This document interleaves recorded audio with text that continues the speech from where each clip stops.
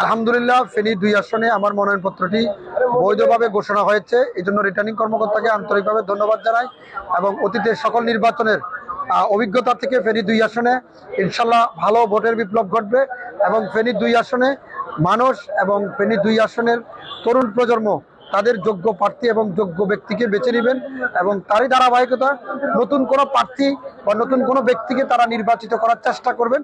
কারণ তরুণ প্রজন্ম অতীতকে ভুলে গেছেন এবং তারা অতীত ভুলে নতুন বিপ্লবের নতুন আশঙ্কায় তারা ভালোবাসায় কোনো একজন প্রার্থীকে তারা বিজয় করবেন।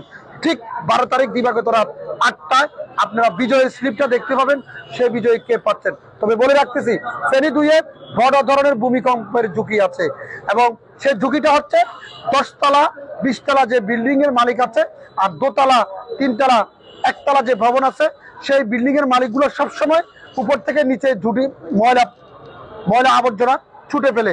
সেই ভূমিকম্প যখন আসে 10 তলার মালিকেরা সবসময় ঝুঁকিতে থাকে। ফেনী 2 আসনও এই ঝুঁকির মধ্যে আছে, বাকিটা ইতিহাস হবে ইনশাল্লাহ।